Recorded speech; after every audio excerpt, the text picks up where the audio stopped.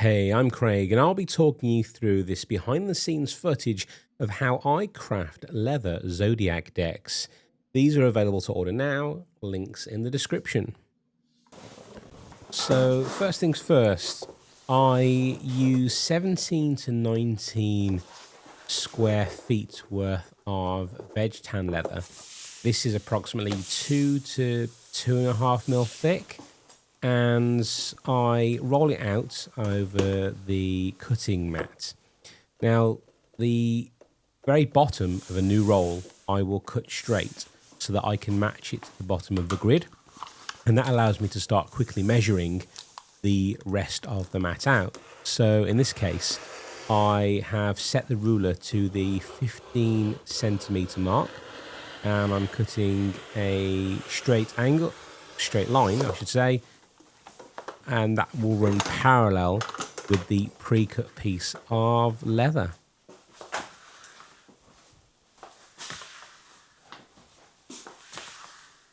As you can see, I can get quite a few strips out of one piece of veg tan leather. However, as there are so many cards that need punching out of the leather, it doesn't actually go that far. So these are custom dies that I've made. You'll notice that they are all the same size. I have a set of two to quickly move along the leather, and a single one just for awkward places where I can't actually cut two pieces of leather at the same time. I'm using a 4-ton clicker press to cut through the leather, which for the most part is quite an easy task to do, but the more complicated the print or stamp that you want to cut through the leather, the more difficult it is to cut through.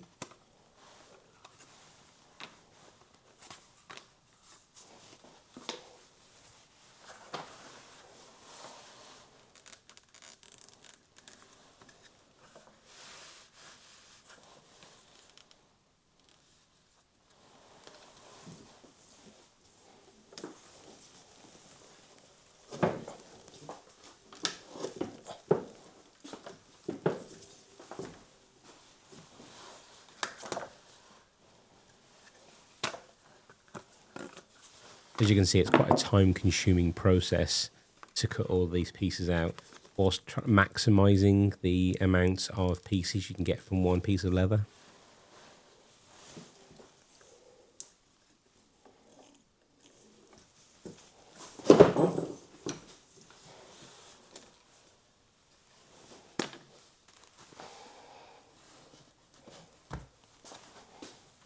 So out of that one piece of leather, as you can see, these are all of the cards that I've managed to stamp out.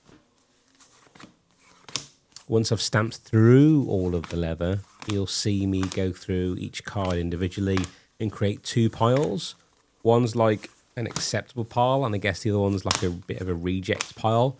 Sometimes there's just too many mars on the leather, like scarring, that I'm just not quite happy enough to put in my premium products. So I'll save those later to either create a batch of like seconds, or I'll use it as scrap leather to create something else, or to do some prototyping in the future.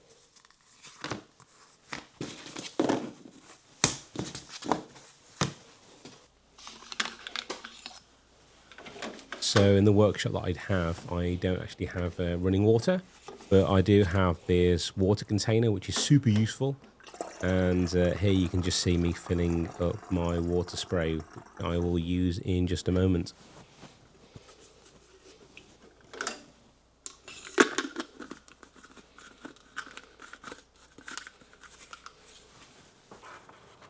Alright, so I am here laying out all of the leather in front of me so that I can start wetting the leather with a spray.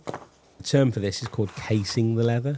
So the way that I do it, you can like use a sponge, or you can like dip it in water, but what works for me best is simply spraying the water over, and I'll do that over a course of maybe 5 minutes, just spraying it over, letting the water soak in a little bit, and then doing it again.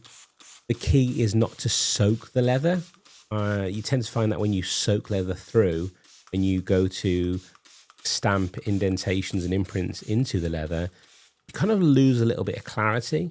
So the trick is, for me at least, is that I'll spray it and then I'll judge how long the water's starting to take to be absorbed into the leather. And at that point, I'll call it and be like, right, that's good to go. So what you're seeing here is some stamps that I've either had custom made or that I've printed using a 3D printer. And here is the homemade jig that I use to measure everything out correctly. But I can use the clicker press to create imprints into the leather. Now, normally I would keep ordering brass pieces because the longevity is excellent.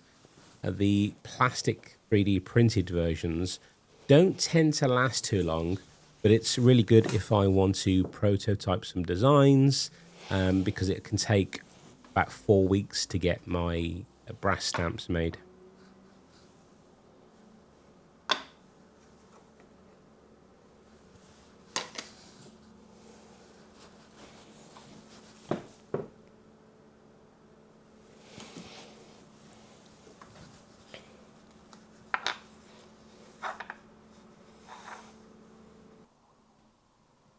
As you can see here, I spent the day getting all of these pieces of leather correct and ready.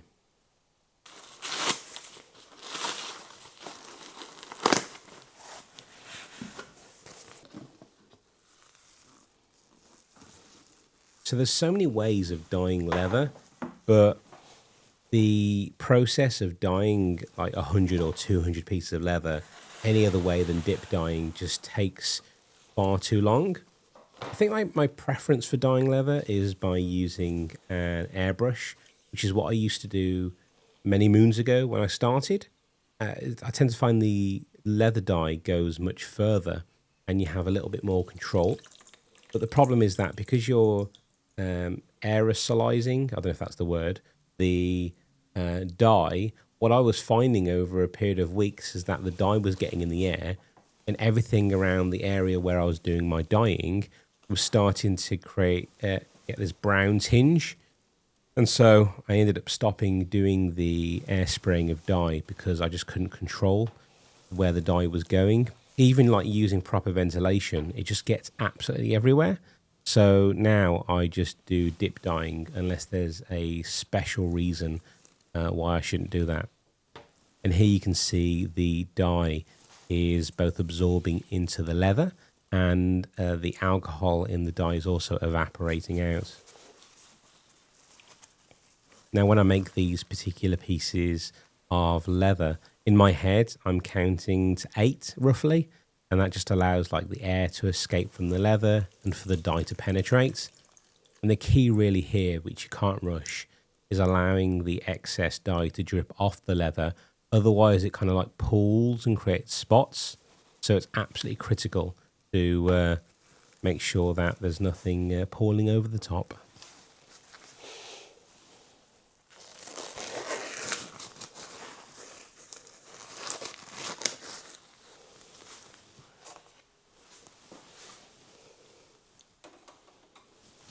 This rack that you see now, it cost me, I think, £300 when I bought this. I can't remember what it's supposed to be used for, but this has been an absolute godsend for storage because I don't have much room.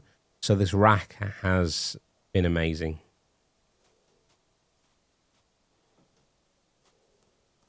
So these will sit here now till tomorrow or the day after. And going into the day after, I will grab a rack and I will get some sheepskin and I will start rubbing neat's foot oil into the leather. The reason being is that after casing the leather and dyeing the leather becomes really dry and hard. So this like adds moisture back into the leather, whilst also allowing the dye inside to kind of like penetrate a little further and to spread out within the leather. This is a step that's, for me, critical.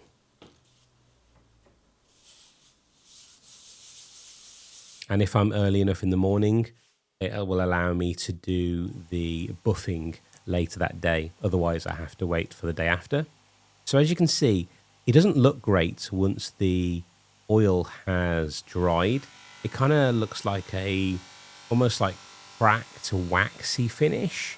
But after running it through the buffer, you can see how I'm able to get rid of all of that weirdness and make it come out with a bit of a shine as well.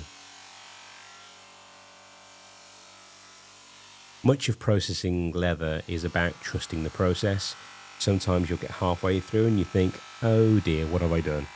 And then when you get to the end, it's like, wow, this really transformed.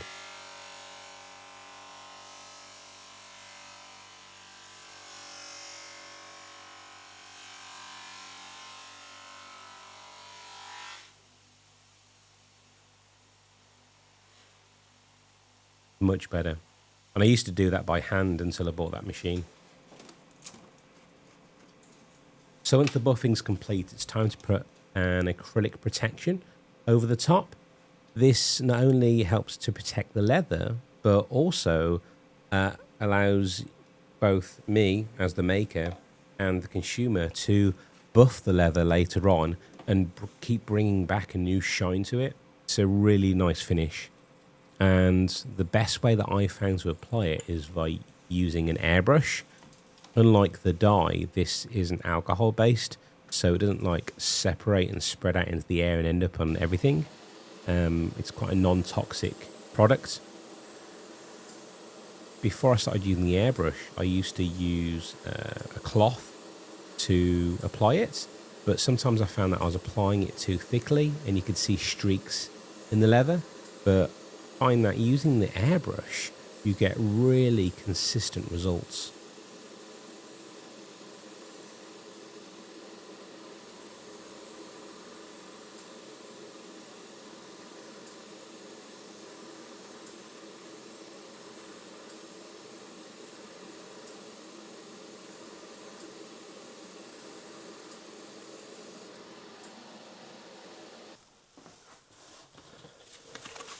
So at this point, everything has been resined up, and this is me just sorting through all of the pieces again, putting them back into order, ready for assembly.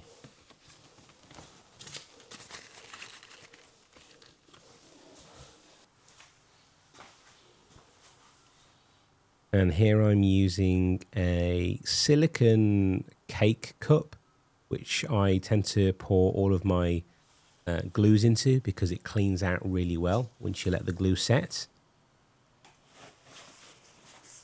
And here I'm almost like forming the leather again to kind of like take the kinks out, which is something that I would struggle to do if I hadn't applied the oil to it earlier on.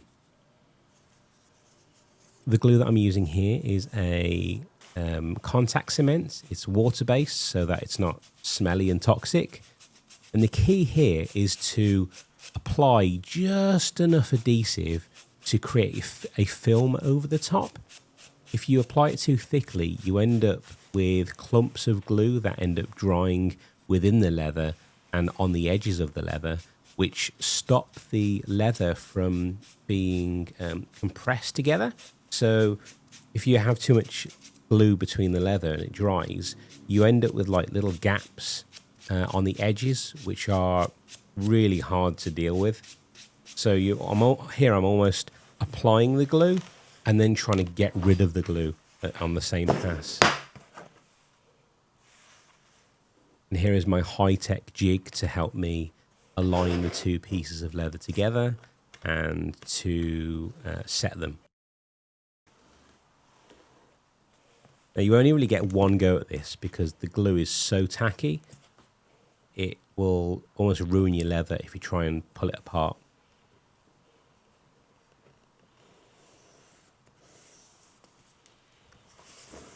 So this is just the initial lineup and just the initial grab. And then I'll get two pieces of leather to sandwich the card, and I'll use the clicker press to help push those two pieces together and help with the sealing.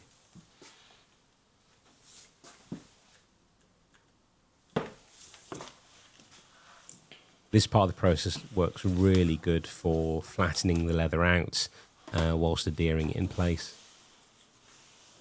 And then I'll use these pliers. I can't remember the name of it. It's got some scrap leather adhered to it so that it doesn't leave any marks on the leather. And I'll do 4 pinches on the long side and 3 pinches on the short side, just to ensure that the edges are sealed.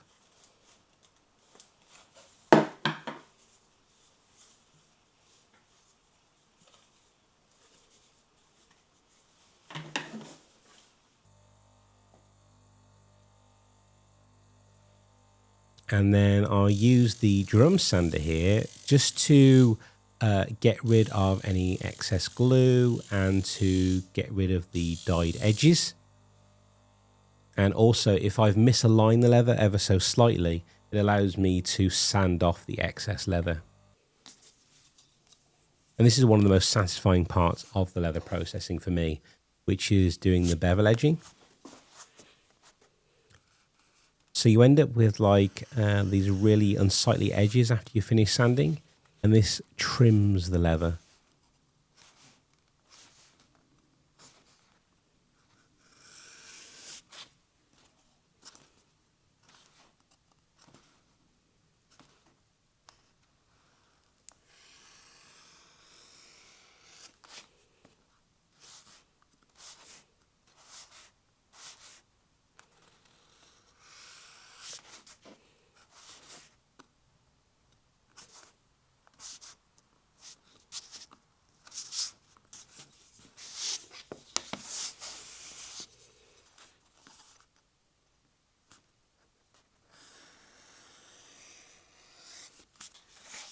The key to this tool is to ensure that the blade on the end is always stropped or sharpened, which is actually quite a difficult thing to achieve with such a small tool.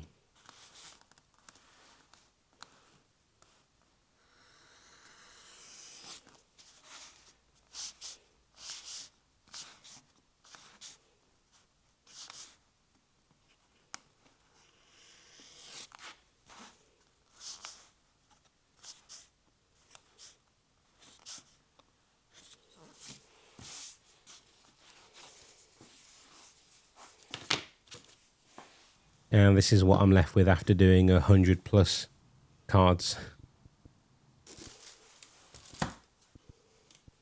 So the top row is a dark brown and the bottom 2 rows are an antique brown, which is possibly my favorite out of the 2.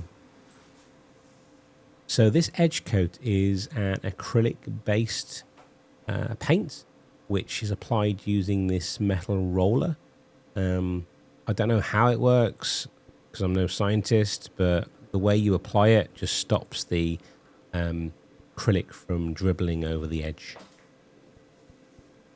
Again, this is also a kind of like trust the process situation, because when you first put it on, it doesn't look too good, but once you've allowed it a few hours to dry, you end up with quite a nice finish.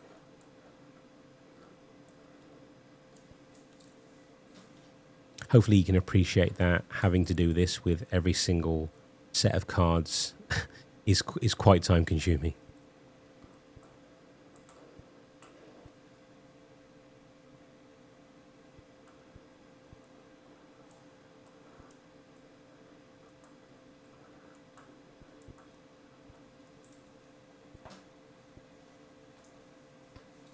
What you've seen in this video so far is roughly possibly 4 days worth of work.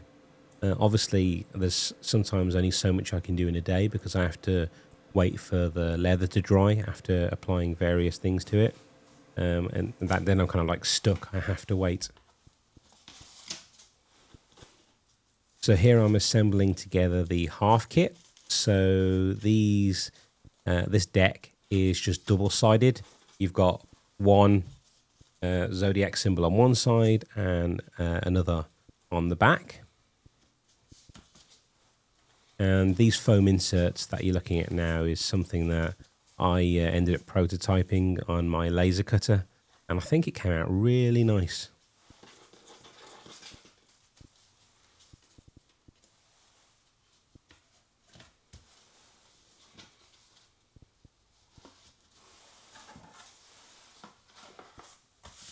So that's the set of 6. And this is just me doing the set of 12. So on the back of these, it just has some keywords relating to Zodiac and mentions a few other bits and pieces. And there you have it. That is the process of me putting together the Zodiac deck.